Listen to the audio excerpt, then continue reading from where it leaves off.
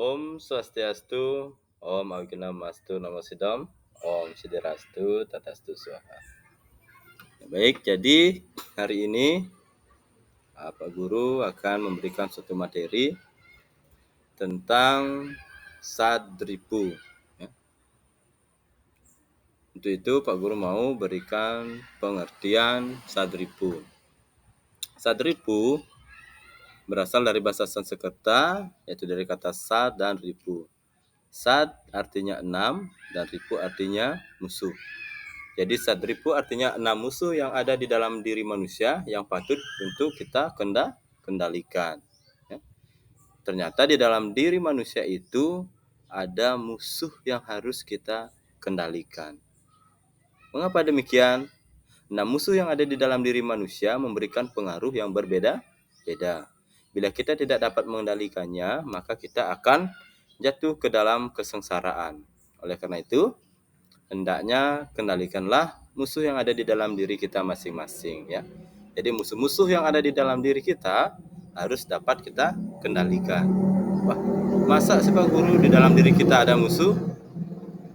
Jadi di dalam diri manusia itu, menurut ajaran agama Hindu, ada musuh di dalam diri manusia yang terdiri dari kama, loba, kroda, moha, mada, dan matsarya.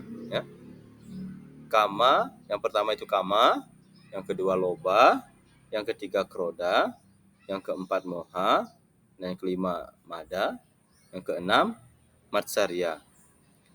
Nah,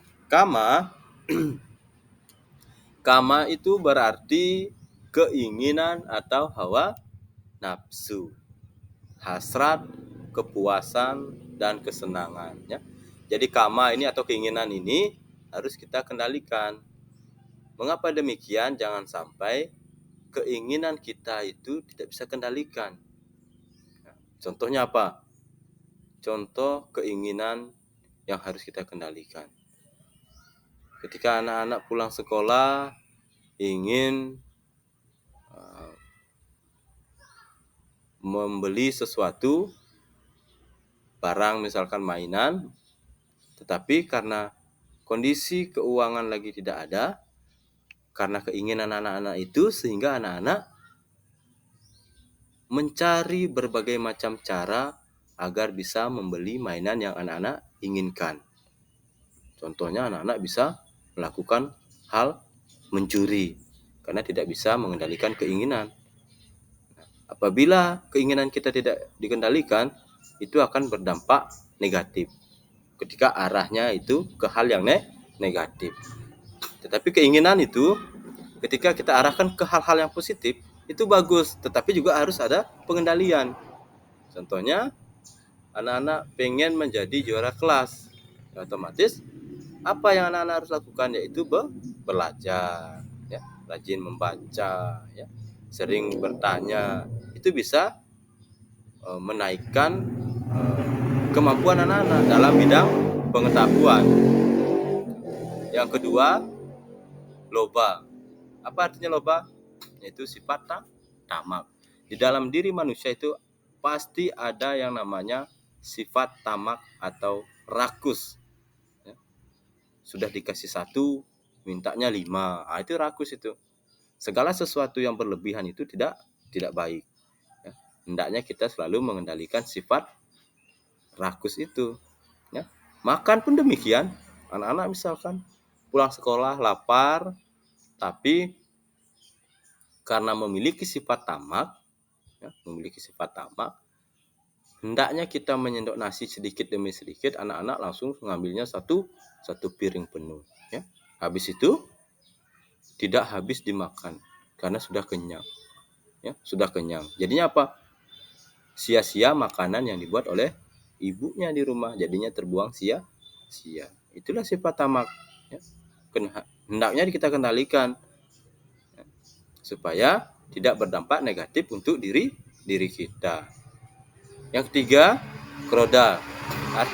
Artinya itu kemarahan.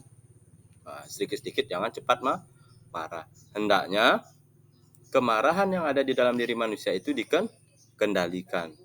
supaya kita tidak mudah terpancing emosinya. Ya. Sedikit-sedikit marah, sedikit-sedikit marah. Ya. Itu tidak baik. Hendaknya kita juga memiliki sifat sabar. Misalkan mamanya masih memasak, ya, anak-anak sudah tidak sabaran, ya, marah-marah. Mama nih tidak mau masakkan nasi, bukannya tidak mau orang tua, tetapi sementara proses. Tapi anak-anak tingkat kemarahannya lebih tinggi daripada orang tuanya. Sehingga apa? Yang muncul ketika anak-anak marah, orang tuanya menjadi tidak semangat memasak. Ya, bisa-bisa masakannya tidak enak karena sifat marahnya anak-anak. Ya. Tuh. Yang keempat, sifat moha, artinya bingung, kusut, ya, ngawur, membabi buta, ya, sesat. Hendaknya kita bisa mengendalikan kebingungan kita. Yang kelima, mada, artinya mabuk, gila, congkak, maupun sombong. Nah, mada ini artinya mabuk. Mabuk itu banyak versi, ya. Bukan hanya karena mabuk minuman, bisa juga karena mabuk harta, bisa mabuk kerupawanan, kecantikan, dan ketampanan, ya. Kemabukan karena ketampanan atau rupa, ya. Baru dia ganteng, dia menghina orang lain. Ya. Mabuk karena harta, dia bisa merasa sombong, ya. Tuh. Hendaknya itu dikendalikan, karena bagaimanapun kita sebagai umat manusia, kita membutuhkan orang lain di dalam kehidupan sosial, ya. Yang keenam, matsarya, artinya suka membenci atau iri hati, ya. Nah, ini sifat-sifat yang seperti ini tidak baik. Sedikit-sedikit iri hati ketika melihat temannya mendapat juara, karena usahanya dan kegigihannya dalam belajar, malah anak-anak yang lain merasa iri karena baru-baru tidak dapat juara, ya. Harusnya anak-anak yang lain berpikir, oh kenapa dia bisa dapat juara? Itu karena kegigihannya dia dalam belajar. Hendaknya itu dijadikan sebagai motivasi. Oh, saya juga harus bisa seperti dia, ya. Saya juga harus bisa seperti dia mendapat ranking, ya. Jadi bisa meningkatkan motivasi belajar, bukannya malah iri hati. Makanya sifat-sifat yang ada di dalam bagian dari Sadripu ini hendaknya kita kendalikan supaya kita bisa hidup damai, hidup tenang, ya. Supaya apa yang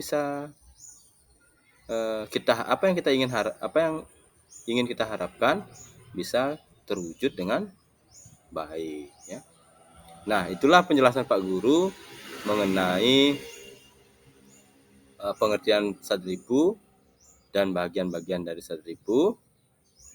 Semoga apa yang Pak Guru sampaikan dapat menambah pengetahuan anak-anak, menambah ilmu anak-anak tentang materi ajaran Sadripu, ya.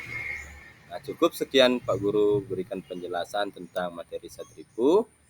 Akhir kata, Pak Guru tutup pertemuan pada hari ini dengan mengucapkan Parama Santi, Om Santi Santi Santi Om.